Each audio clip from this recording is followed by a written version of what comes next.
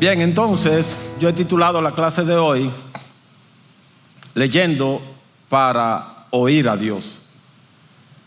Y quisiera hacer un breve repaso de lo que hemos visto hasta aquí, que han sido consideraciones que nos ayudan a prepararnos para oír a Dios.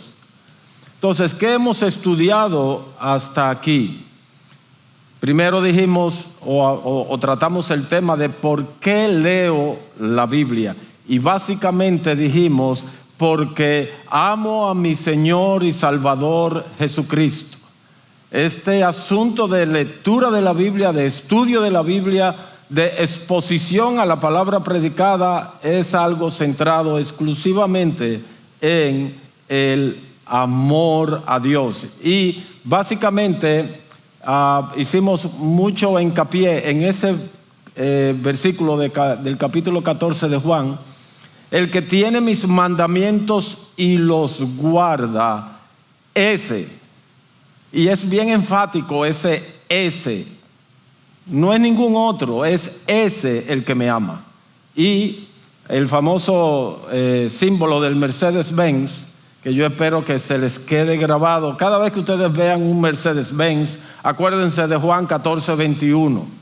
El que tiene mis mandamientos y los guarda, ese es el que me ama. Luego está esta cita de Spurgeon que les dejé, que a mí me fascina desde el mismo momento en que la leí. Si no amamos la Biblia, ciertamente no amamos al Dios que nos la dio. Pero si amamos a Dios, ningún otro libro en el mundo entero será comparable en nuestra mente. Una cosa va ligada a la otra. Luego vimos para qué leo la Biblia.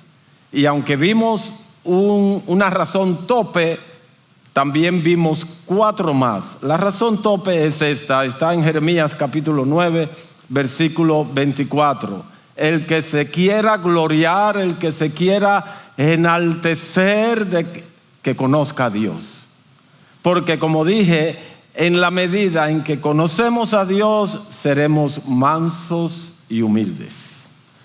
No seremos orgullosos y altivos, sino mansos y humildes. Entonces, leemos la Biblia para entender y conocer a Dios, pero también para que la palabra de Dios gobierne nuestros corazones. Y recuerdan el texto de Efesios 5:18, la figura del borracho en contraposición a la llenura del Espíritu. Así como un borracho, para estarlo tiene que estar lleno de alcohol, así un creyente debe estar lleno de la palabra de Dios para estar gobernado por ella. Para disfrutar y deleitarme en Dios. Esa fue la tercera razón que vimos.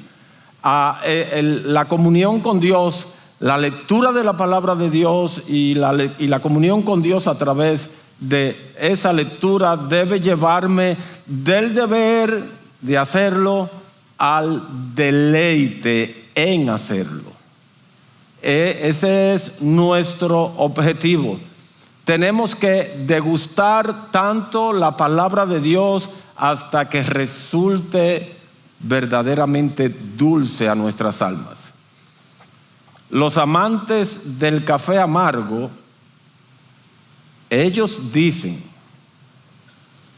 que lo encuentran dulce, que el café es dulce porque el café es una fruta. Yo tengo un buen tiempo ya bebiendo café amargo y todavía no le encuentro el dulce. Todavía me cuesta trabajo. A veces creo, cuando siento algún dulzor, creo que es una sugestión de mi mente, porque es amargo.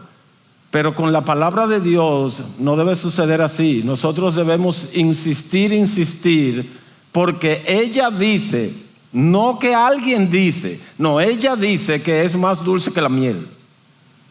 Entonces, yo debo pedir insistentemente a Dios, déjame encontrar la dulzura de tu palabra. Permíteme verdaderamente un paladar sensible a la dulzura de tu palabra. En cuarto lugar, vimos que es necesaria para tener comunión con Dios. Necesaria para tener comunión con Dios. No es posible tener comunión con Dios sin palabra. No es posible tener comunión con Dios a Biblia cerrada. No es posible crecer en santidad a Biblia cerrada. Y para tener comunión con Dios necesitamos ser santos. Él es luz y para tener comunión con Él tenemos que estar en luz. Y dice el autor de Hebreos que sin santidad nadie verá al Señor. Si no lo podemos ver, tampoco podemos tener comunión con Él. Y finalmente vimos, para crecer en el conocimiento y la gracia de Jesucristo. Segunda de Pedro, capítulo 3, versículo 18, el apóstol dice: antes bien, creced en la gracia y el conocimiento del Señor Jesucristo. Y el versículo anterior nos advierte de que no nos descuidemos, para que no nos deslicemos, para que no nos apartemos, para que no seamos engañados. Entonces, ¿cómo nos libramos de esas cosas? Pues nos libramos de esas cosas creciendo en la gracia y el conocimiento del Señor Jesucristo. No hay otra forma de hacerlo. Luego, y creo que esta fue, la semana pasada, ¿por qué debo leer la Biblia todos los días? Y vimos ahí, porque es un mandato de Dios. Y vimos esos 3 pasajes, Deuteronomio 6, del 4 al 9, donde hablándole a los padres, un texto que se citó ayer en el contexto de la conferencia Rompiendo Mitos. Como padre, yo debo poner la palabra de Dios sobre mi corazón cada día, para cada día ser facultado para repetirla primariamente, aunque no únicamente, a mi familia. Y eso lo vimos porque yo debo repetirla estando en mi casa, andando por el camino, cuando me acuesto y cuando me levanto. Y eso yo lo hago todos los días. Todos los días. Nuestro corazón debe ser llenado todos los días, porque a lo largo del día nosotros consumimos toda esa llenura. Así que al otro día yo tengo que volver a recargar mi corazón con la palabra de Dios. Luego vimos Deuteronomio 17 del 14 al 20 en el contexto de el rey. Y vimos que la principal obligación real de todo rey de Israel debió haber sido leer la ley todos los días de su vida, para temer a Dios, para obedecer a Dios, para ser humilde y para permanecer, o más bien para que Dios permaneciera con él a lo largo de todo su reinado. Y vimos que cada uno de los que estamos aquí, que somos casados, somos reyes en nuestros hogares. Y los que no están casados aspiran a hacerlo, porque aspiran a casarse. Y luego finalmente vimos Josué 1:8. Nunca se apartará de tu boca este libro de la ley. Nunca. Nunca. Nunca.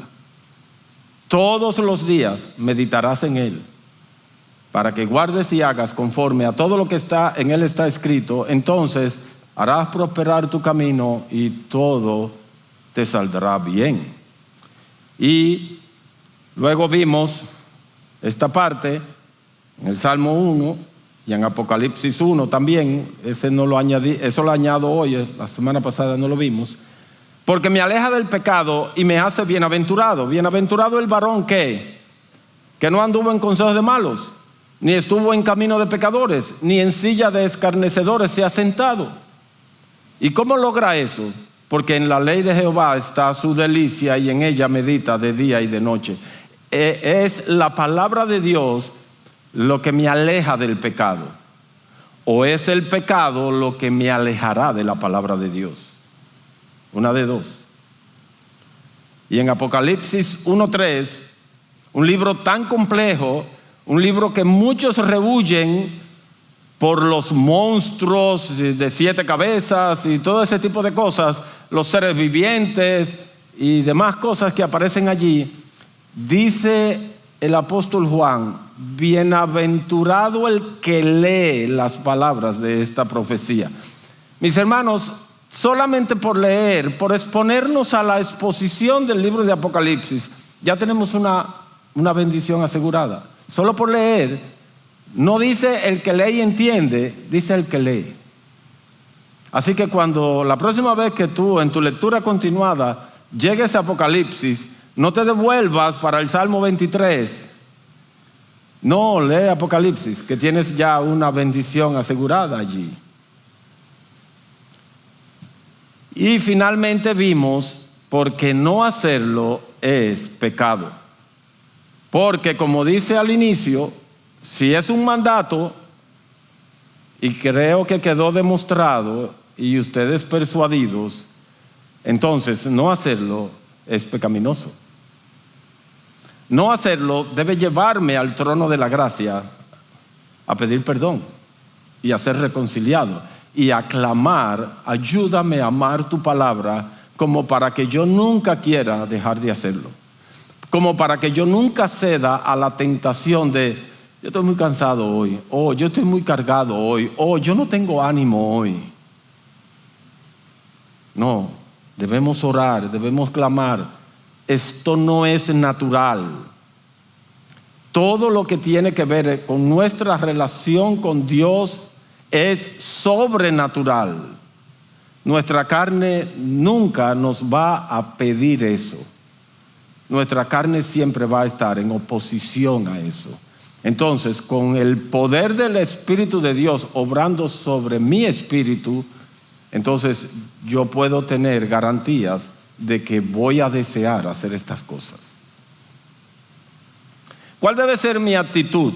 Eso también lo vimos la semana pasada. Bueno, debe ser una actitud reverente. Debo acercarme a la Biblia, al acercarme a la Biblia para inquirir en ella, es acercarme a Dios mismo, como Moisés en la zarza. ¿Cuál fue la actitud de Moisés? ¿O cuál fue la actitud que Dios le pidió a Moisés que tuviera cuando él vio esa visión de este arbusto quemándose pero no consumiéndose? Y él dijo: yo tengo que ver eso, tengo que verlo de cerca. Pero cuando llegó a cierta distancia, Dios le dijo: cuidado, tú estás pisando un terreno donde yo estoy, donde yo me estoy manifestando. Entonces tú tienes que tener reverencia. Así que yo debo, al acercarme a leer la palabra de Dios, al acercarme a leer en el libro de Dios, yo debo hacerlo con reverencia, con respeto, con admiración, apreciando su inestimable valor y su absoluta utilidad. Ustedes saben lo que dice el Salmo 19, a partir del versículo 7 hasta el 10. La ley de Jehová es perfecta, que convierte el alma. Y termina diciendo que es más dulce que la miel y que es más valiosa que mucho oro fino. Mucho oro fino. Entonces, yo debo apreciar como inestimable el valor de la Escritura. Recuerden, Dios no estaba obligado a dejarnos su palabra. Fue un acto puro de su gracia. el Señor no estaba obligado a darnos entendimiento de ella a través de su Espíritu, pero Él se agradó y lo hizo.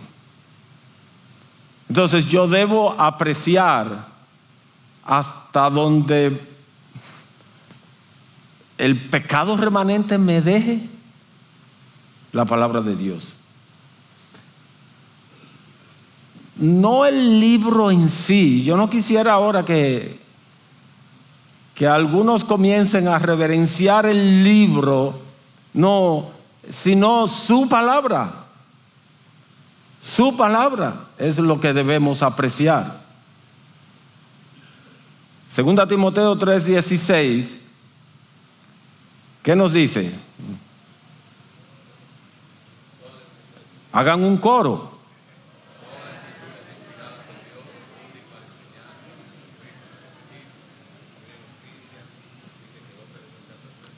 Es útil, dice, toda la Escritura es útil para enseñar, es útil para que cualquier creyente pueda beneficiarse de ella, pueda conocer a Dios, pueda tener comunión con Dios, pueda amar a Dios, pueda servir a Dios, pueda ser fiel a Dios. Toda la Escritura. Moisés dice en Deuteronomio 32:47, porque no es una palabra inútil para vosotros, ciertamente es vuestra vida. Por esta palabra prolongaréis vuestros días en la tierra a donde vosotros vais cruzando el Jordán a fin de poseerla. No es inútil. Y en Deuteronomio 4, Moisés dice que ellos serían alabados como pueblo por los pueblos vecinos, porque qué pueblo tiene un Dios como el nuestro y tiene una palabra tan sabia como la que nos ha sido dada a nosotros. Entonces, no permitamos, hermanos, que la familiaridad de tener la Biblia de todas las formas, de todos los colores, en todos los formatos, nos haga ver la Biblia como un libro más que hay en la casa. No. Nosotros tenemos, después de Jesús, que es de paso la palabra de Dios, Él es el verbo de Dios, nosotros tenemos el tesoro más valioso que nosotros podamos tener. Su palabra, su revelación, su mente. En la clase pasada, creo que este fue el último tema, ¿qué es mi devocional? Es una cita con Dios. Hablamos de eso. Es una cita con Dios. Cada día, en un lugar, a una hora. Eso sería lo ideal. De esa manera yo garantizo que lo importante no se quede. No es si tengo el tiempo. No es si mis circunstancias diarias me lo permiten. No es que a tal hora, en tal lugar, yo tengo una cita con Dios. Escojan ustedes el lugar, determinen la hora y Dios estará ahí. Y Dios estará ahí. Y cuando ustedes abran el libro, el Espíritu de Dios estará ahí iluminando sus mentes y corazones. Es una cita con Dios. Ninguna otra cosa que tengamos por delante para hacer es más trascendente que esta. Ninguna otra cosa. Al menos si valoramos a Dios como nosotros decimos que lo valoramos. Si valoramos a Dios como nosotros decimos y hacemos creer, entonces esto será algo que no se puede quedar. Prioritario no es lo que hacemos de primero, necesariamente. Prioritario también es lo que no se puede quedar. Cuando usted va de viaje, no importa en qué momento usted tome el pasaporte y su ticket de vuelo, no importa. Usted puede haber hecho todo y tomar de último, pero ese pasaporte no se podía quedar, porque sin ese usted no viaja. Entonces, prioritario también es lo que no se puede quedar. Esto que les voy a compartir hoy, lo leí esta mañana mientras leía unas páginas de un libro que estoy leyendo. Y de inmediato lo capté. De inmediato me cautivó. Y dije, voy a compartirlo con mis hermanos. Porque esto hasta cierto punto resume lo que debiera ser, no mi anhelo diario, nuestro anhelo diario. Es un poema. Día a día, amado Señor, por 3 cosas te ruego: verte claramente, y obviamente a través de las Escrituras, amarte intensamente a través de las Escrituras, y seguirte fielmente conforme a las Escrituras día a día. Lo repetiré en oración hasta que me lo aprenda. Y después que me lo aprenda, continuaré clamando al Señor por ello. Ese será mi anhelo, o ha venido siendo, lo único que lo encontré poéticamente. Y como ustedes saben que yo tengo algo de eso, me llamó la atención.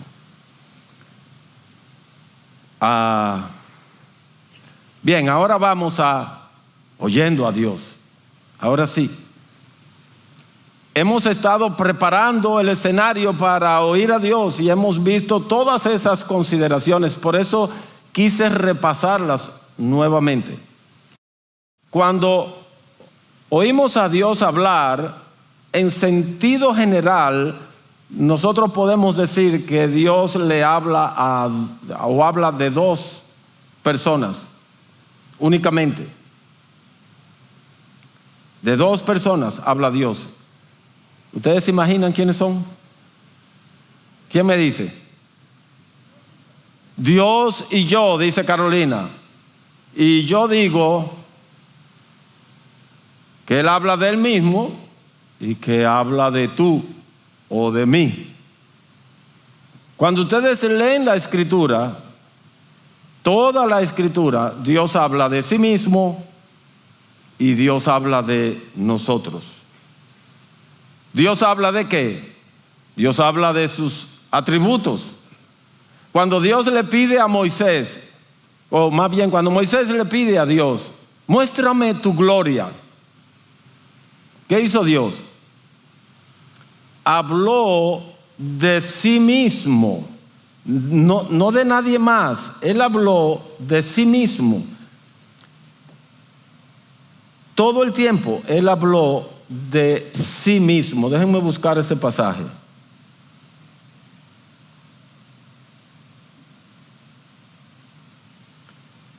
Entonces pasó el Señor por delante de él y proclamó, me da brega leerlo de la Biblia de las Américas, así que voy a hacer una inserción aquí. Jehová, Jehová, Dios compasivo y clemente, lento para la ira y abundante en misericordia y verdad, el que guarda misericordia a millares, el que perdona la iniquidad, la transgresión y el pecado, y que no tendrá por inocente al culpable. Él habló de sí mismo. ¿Tú quieres ver mi gloria? Mira mis atributos, mira quién yo soy. Dios habla también de su carácter. Por ejemplo, en ese pasaje que les puse ahí, es donde Dios dice, yo soy santo. Sean santos porque yo soy santo. Mi carácter es eminentemente santo. Y Dios habla de sus obras. Yo soy Jehová tu Dios, que te saqué de casa de servidumbre, te saqué de Egipto. Él habla de sus obras. O ese pasaje que Salvador citó hace unos domingos atrás en su serie de Génesis, Job 38. ¿Dónde estabas tú cuando yo fundaba la tierra? Cuando yo fundaba la tierra. ¿Qué sabes tú de los misterios de la creación que yo hice? Entonces Dios habla, cuando Dios habla de sí, habla en sentido general de estas tres cosas.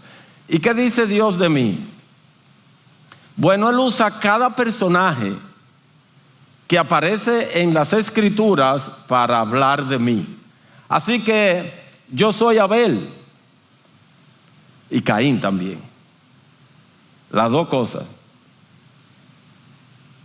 Las dos cosas. Yo tengo que verme en Abel. Abel no es un personaje del cual yo estoy leyendo. No, cuando yo leo Abel, cuando yo leo de Abel en las Escrituras, yo estoy leyendo de mí. Yo tengo que ver sus virtudes. Yo tengo que ver sus pecados. Yo tengo que aprender de una cosa y de la otra. Porque es lo que Dios quiere mostrarme. Porque Él es excelso y Él está totalmente fuera de mi alcance. Pero Él me pone otros pecadores como yo, algunos que son fieles y otros que no son tan fieles, para que yo aprenda de ellos. Yo soy Lamec, sin las 7 mujeres. Yo soy Enoc. Yo soy Noé. Yo soy Abraham. No podemos leer esos personajes en las Escrituras como si estuviéramos leyendo de Napoleón. Yo no puedo decir yo soy Napoleón, pero yo sí puedo identificarme con Abraham. Él es de mi pueblo. Él es el padre de la fe, por ende yo estoy ligado a Él. Como yo soy un verdadero israelita, dice Pablo, entonces yo estoy ligado al padre humano de la nación israelita. Es mi historia. No es una historia cualquiera. Entonces, ¿cómo traducimos esto ahora a nuestra lectura? Esa es la parte que yo voy a explicar ahora. ¿Qué dice de Dios el autor inspirado? Yo estoy leyendo la Biblia, un libro cualquiera, que tiene un autor humano que ha sido inspirado por el Espíritu Santo. Y él dice cosas de Dios.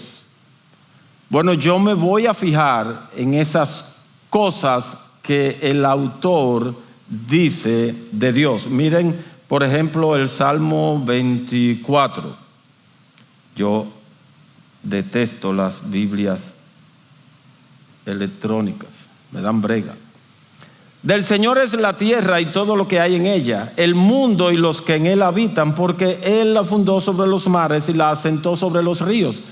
¿Qué está diciendo el autor inspirado de Dios? Que Él es el amo, el dueño, el Señor de la tierra y de todo lo que hay en ella. El planeta y todos los habitantes del planeta son de Dios.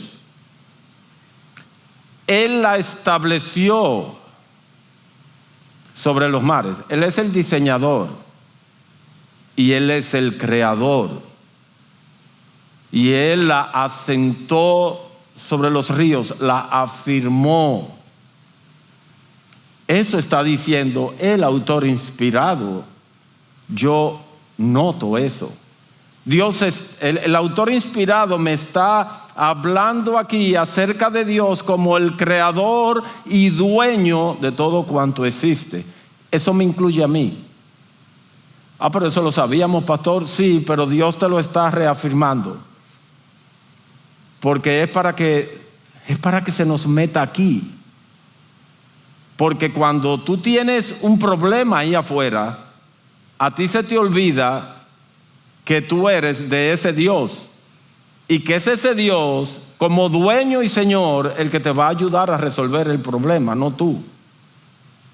Entonces eso tiene que permear mi corazón, y toda vez que yo lo noto, yo vuelvo, o sea, es Dios recalcándome esa enseñanza.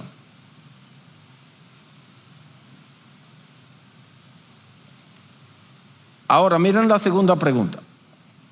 ¿Qué está diciendo Dios? Es diferente. Allí era el autor el que estaba hablando. Aquí no es el autor el que está hablando. Aquí es Dios mismo el que está hablando. Miren cómo lo dice. Oye, pueblo mío, y hablaré. Israel, yo testificaré contra ti. Yo soy Dios, tu Dios. Y luego miren en el versículo 12. Si yo tuviera hambre, no te lo diría a ti, porque mío es el mundo y todo lo que en él hay. Allí lo estaba diciendo el autor humano, pero aquí lo está diciendo Dios mismo. Yo soy el dueño del mundo. Y dice el autor de Hebreo que si la palabra dicha por medio de ángeles fue firme, ¿qué pasará de nosotros si desechamos la palabra del Hijo? Entonces, cuando Dios mismo es el que habla, yo le presto mucho más atención todavía. Así que cada vez que ustedes, leyendo en el Antiguo Testamento, escuchan que dice, así dice Jehová, abran sus oídos, dispongan sus oídos a escuchar qué dice Jehová. No fue a los israelitas del tiempo de Isaías, Jeremías, Ezequiel, que él les habló. Pablo dice que las cosas que se escribieron antes, ¿para quién se escribieron? Para nosotros, los que hemos alcanzado el fin de los siglos. Entonces, cuando Dios habla, yo le pongo atención. Otra cosa, ¿qué está haciendo Dios? Dios hace cosas. De hecho, cuando Dios habla, Dios hace. Es diferente a nosotros. Nosotros hablamos y muchas veces no pasa nada. La mayoría de las veces no pasa nada. Pero cuando Dios habla, las cosas suceden. Él hace a través de su palabra. Por ejemplo, no, tengo que avanzar un chin y no me quiero meter ahí, pero si ustedes leen Génesis 4, desde el versículo 4, la parte B hasta el 7, nosotros encontramos allí a Dios hablando con Caín y preguntándole a Caín, ¿por qué ha decaído tu semblante? Oye, mi hijo, ¿por qué tú te deprimiste? Porque yo no acepté tu sacrificio. Bueno, pues si tú haces bien serás enaltecido, si no, te espera el pecado. Pregunta, ¿qué está haciendo Dios en ese pasaje?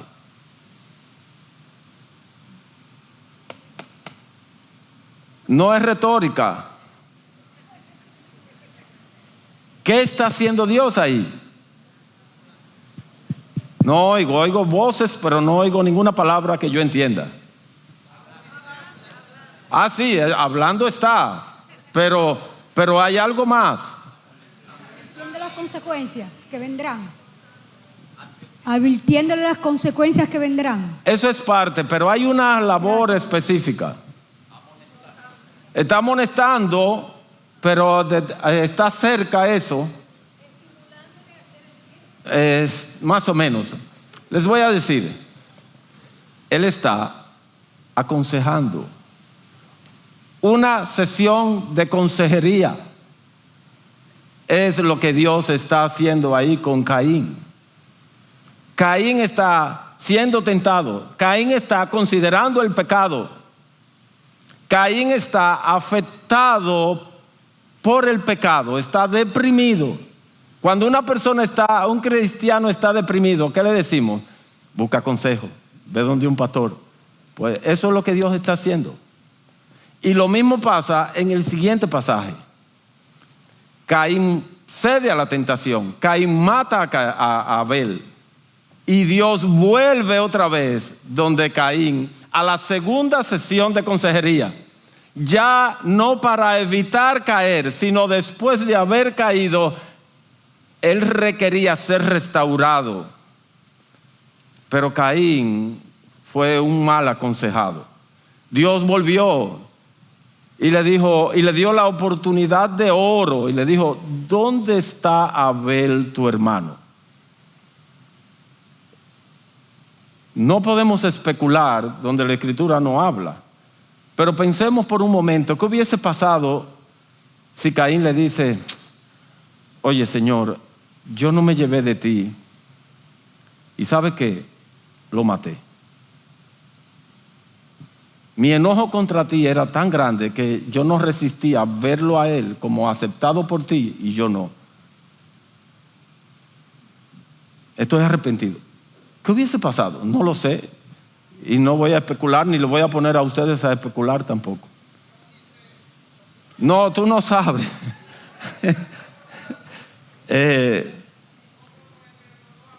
Lo que pasa es que eso no lo dice la Escritura, mi hermano. Entonces yo no quiero caer en ese campo. Entonces Dios está aconsejando. Por favor, Jesús, yo no voy a entrar en esa disyuntiva aquí. Si tú quieres, después de la clase, nos vamos a mi oficina o ahí en el patio y nos pasamos el receso hablando de eso. Pero no aquí. ¿Qué implicaciones tiene lo que se dice de Dios o lo que dice Dios o lo que Dios está haciendo en el pasaje que estoy leyendo? Hay unos pasajes ahí porque me llamó la atención que Dios puso una marca en Caín, una señal en Caín. No dice qué tipo de señal él puso, pero sí sabemos que es una señal visible, porque era una señal para que cualquiera que lo viera no lo matara. Es decir, que era una señal visible. No era una señal en su ropa, no era un tipo de ropa, era algo en su cuerpo. ¿Qué? No lo sé. Y en esos pasajes que hay ahí, se habla de señal. En Ezequiel, Dios le dice al profeta: pasa por en medio de Jerusalén y mira a todos aquellos que gimen a causa del pecado de Jerusalén. Es decir, son hombres fieles. Y dice: ponles una marca en su frente. ¿Por qué en su frente? Cuando nosotros hablamos de, aunque sabemos que la mente no está en la cabeza, pero métetelo en tu mente. Son hombres marcados en su mente por la palabra de Dios. La palabra de Dios hace una marca en sus mentes. Y lo mismo pasa en Apocalipsis 13:16. Esa es la marca de la bestia. Pero en Apocalipsis 14:1 se habla de la marca de los hijos de Dios, también en su cabeza. Mis hermanos, ¿qué quiero decir con esto? El pecado deja huellas. El pecado deja marca. El pecado nos marca.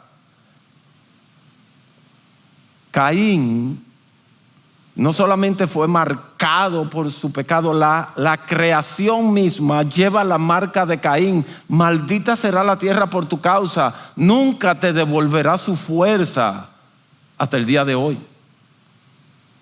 Entonces tengamos cuidado con el pecado. No se lava con jabón, dice la Escritura. Dios lo lavó con la sangre de Cristo y lo quitó de delante de nosotros, como dice el Salmo 103, creo que es, o el Salmo 51. Lo alejó de nosotros, pero el pecado deja huellas. Deja huellas. Entonces, esas son las cosas que yo procuro ver cuando leo la Escritura, cuando veo a Dios, que otro está hablando de Él, que Él está hablando, que Él está haciendo. Me pregunto, ¿hay algún mandamiento en lo que estoy leyendo que deba obedecer? ¿Que un creyente del Nuevo Testamento tenga que obedecer? ¿Qué aplicación, enseñanza o propósito para tu vida puedes derivar de lo que Dios te ha hablado? Normalmente, o con cierta frecuencia, más bien, cuando yo le pregunto a alguien por su devocional, no le digo, ¿qué tal tu devocional? Le pregunto, ¿qué te dijo Dios esta mañana? Es la manera en que más me gusta. Ahora, ¿qué habla Dios de mí? Vimos algo. Me hago las mismas preguntas. ¿Qué dice del personaje, en este caso de mí, el autor inspirado? ¿Qué virtudes está destacando? ¿Qué acciones está destacando? ¿Qué pecados está destacando? El personaje habla. ¿Qué está diciendo el personaje? De Dios, de sí, de otros. Me fijo en esas cosas. ¿Qué está haciendo el personaje? ¿Es digno de imitar? ¿Es un ejemplo de obediencia? Y me vino a la mente ahora el caso de José en el Nuevo Testamento. José, el esposo de María. Él estaba lleno de dudas con respecto a la información que María le había dado de que estaba embarazada del Espíritu Santo. No me digas. Y ahí estaba este hombre debatiéndose, un hombre justo, un hombre fiel. ¿Qué hago? Y estaba lleno de dudas, no sabía qué hacer. Hasta que Dios vino en su auxilio, le envió un ángel, le reveló y le dijo, mira muchacho, ella te dijo la verdad, esto viene de mí. Dice, inmediatamente la recibió en su casa. Él no fue rebelde, él no se resistió. Él inmediatamente, la voluntad de Dios le fue revelada, inmediatamente actuó. Entonces, José es un ejemplo a imitar. José es un ejemplo a imitar. Debo preguntarme, ¿lo que estoy leyendo acerca de este personaje es algo que debo evitar hacer? ¿Cuántas veces nosotros no nos hemos ido para Tarsis? ¿O hemos descendido a Egipto? ¿O se nos ha mandado a gritar con todas las fuerzas de nuestros corazones para que una muralla caiga y nosotros nos hemos quedado en silencio? Tengo que mirar esas cosas. ¿Hay algún pecado en esos personajes que haga tilín, que me muestre mi pecado? Oye, pero eso que él está haciendo, ¿eso es lo mismo que yo hago? Entonces, ¿hay algún pecado que yo debo confesar? ¿Hay alguna aplicación? Oyendo a Dios a través de los detalles. Referencias cruzadas que el Espíritu Santo trae a mi mente mientras yo leo. Una referencia cruzada, ¿qué es? Es un texto que está en otro lugar de las Escrituras que ya yo he leído, por eso el Espíritu Santo lo trae. Por ejemplo, si estoy leyendo el Salmo 22 y escucho allí que el salmista dice, Dios mío, ¿por qué me has desamparado? Inmediatamente conecto con Mateo 27:46. Eso es una referencia cruzada. Pero hay palabras que se repiten, donde nosotros vemos que el Espíritu de Dios en su revelación está haciendo un énfasis a través de esa repetición. Hay detalles geográficos que llaman la atención.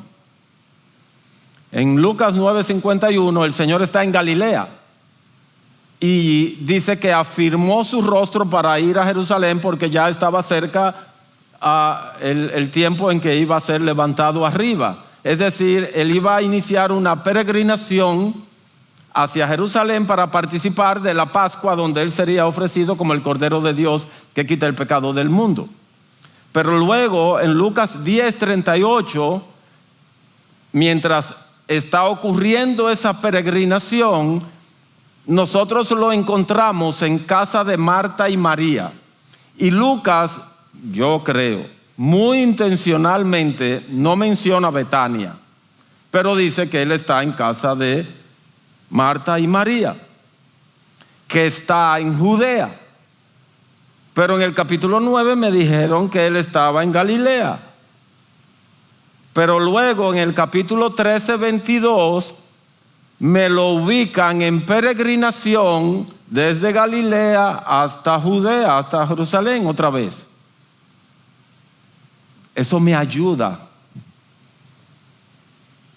a entender que por alguna razón temática no cronológica, Lucas insertó los versículos 38 al 39 del capítulo 10, porque hay algo que él quiere enseñarme ahí. Yo no puedo pretender o entender que él está en Galilea, hace un viaje relámpago a Judea, se devuelve otra vez para seguir en la peregrinación. ¿No? Entonces, los detalles geográficos son importantes, me pueden revelar algo.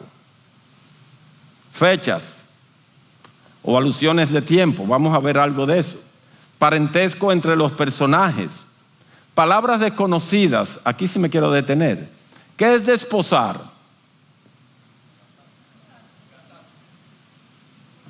Casarse y consumar el matrimonio. ¿Ven la duda? Entonces, esa es una palabrita dominguera. Áspid. ¿Qué es áspid? Sobre el león y el áspid pisarás. ¿Qué es áspid? Serpiente, dijo alguien. Bien. ¿Y qué es adarga? Escudo y adarga es tu verdad. Los que somos amantes del Salmo 91, tenemos ahí, escudo y adarga es tu verdad. ¿Qué es adarga? Dice Carolina, una espada. La ventaja que nosotros tenemos ahora, mis hermanos, es que yo tomo mi celular, abro Google y pongo adarga y Google me dice, sin tener que ir al pequeño Larousse y coger una pituita, porque ese diccionario tiene 30 meses ahí que no se usa y está lleno de polvo. Yo entro a Google, que es inocuo en cuanto a olores, y pongo adarga. Entonces, fíjense qué interesante. Escudo y adarga es tu verdad. Entonces, la verdad de Dios es un escudo. ¿Y qué es la adarga? Otro escudo. Ustedes han visto en las películas de antaño, de esas que de espadas y guerreros, que los guerreros tienen un escudo grande con el que forman una muralla cuando se juntan, y un escudo pequeño que es el que usan para la lucha cuerpo a cuerpo.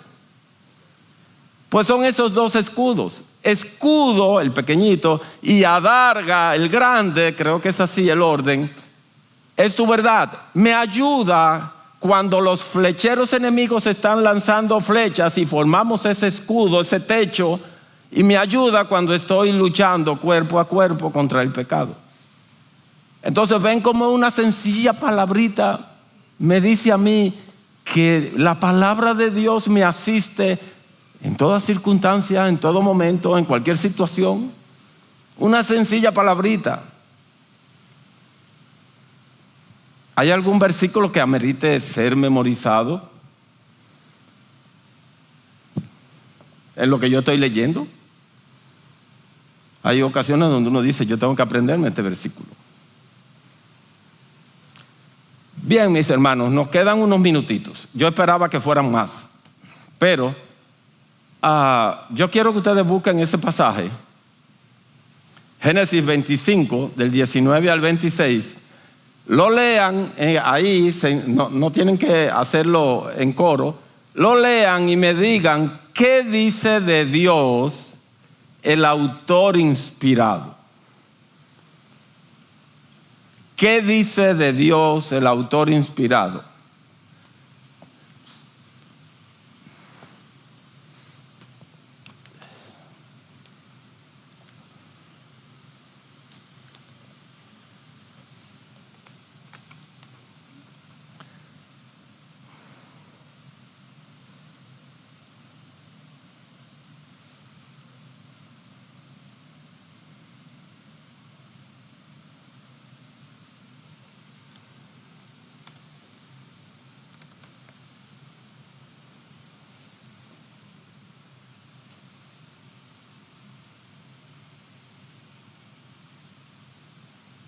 ¿Dónde está Jean-Marc?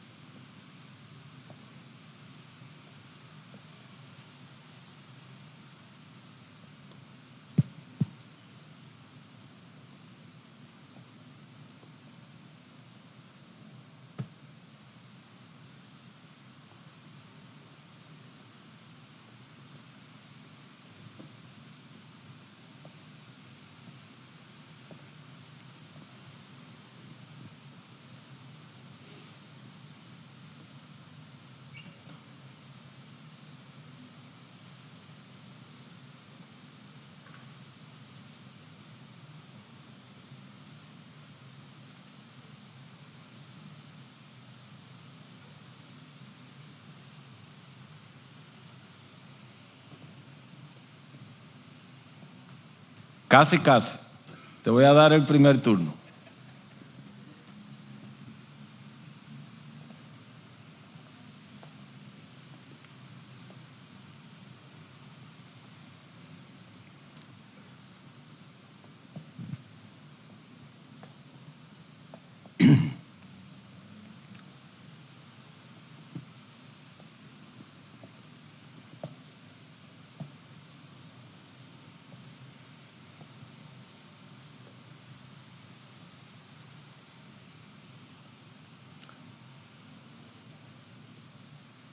Bien, José Gabriel, allá atrás.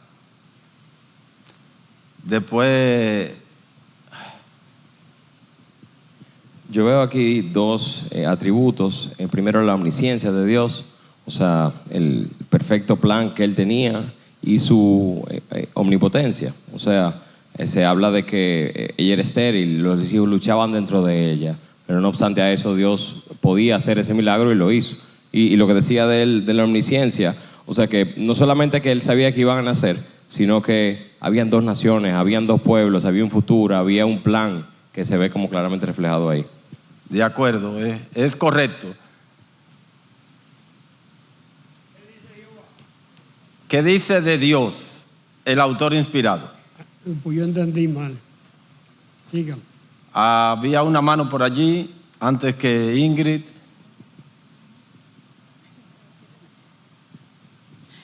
En el versículo 23, y le respondió Jehová: dos naciones hay en tu seno y dos pueblos serán divididos desde tus entrañas.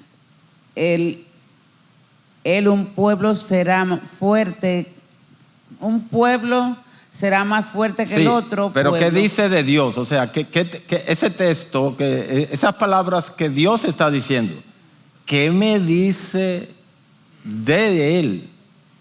Que cumple sus promesas. Se lo dice un chin más para arriba. Ingrid, y por último acá, porque me quedan 3 minutos.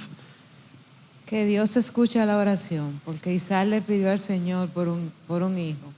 Que Dios escucha la oración. Es un Dios accesible. Pero ahí mismo pegadito dice que Él respondió. O sea, no solamente que Él escucha. Si Él escucha, aquí había un presidente que escuchaba mucho, pero a veces no hablaba. Entonces, no solamente es que Él escucha, es que Él responde. Dice, oró Isaac al Señor. Es un Dios que recibe la oración, porque ella era estéril. Lo escuchó y Rebeca concibió, respondió. No, el último aquí.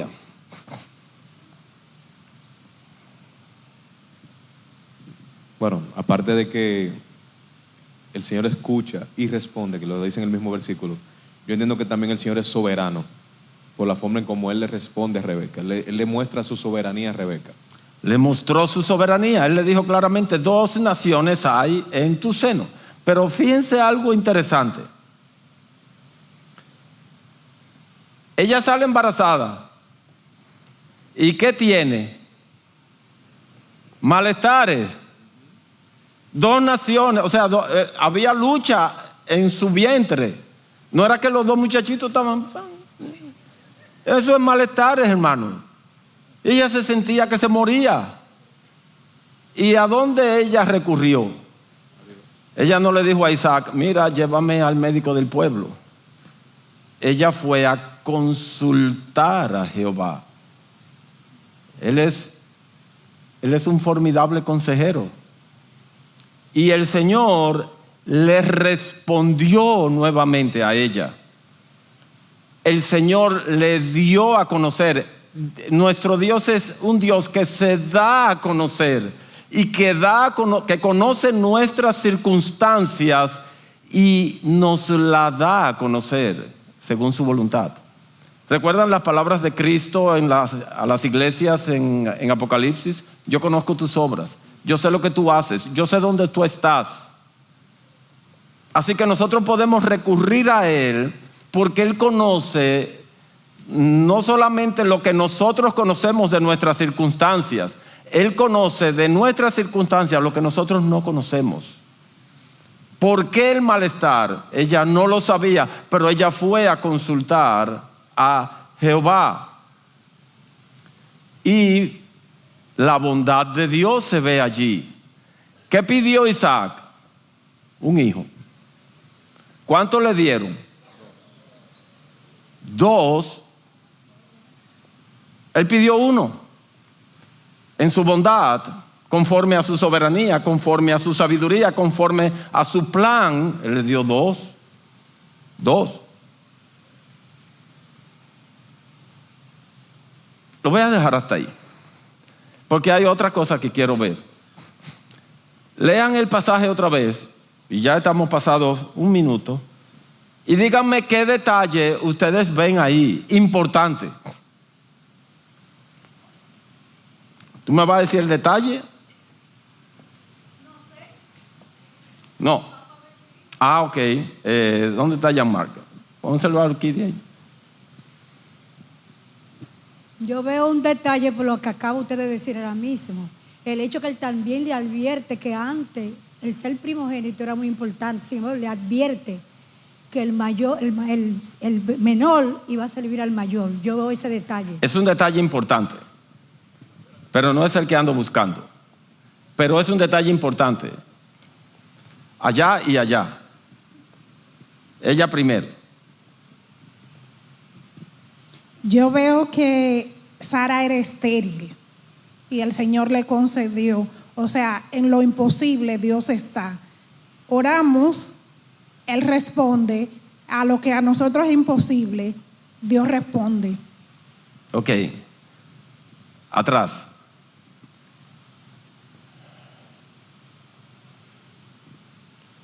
Yo diría que un dato muy importante es al inicio, que dice, estos son los descendientes de Isaac, hijo de Abraham, y Abraham engendró a Isaac. No nos pone a adivinar para saber quién es este, quiénes son estos, sino que nos pone en contexto. Quédate con el micrófono.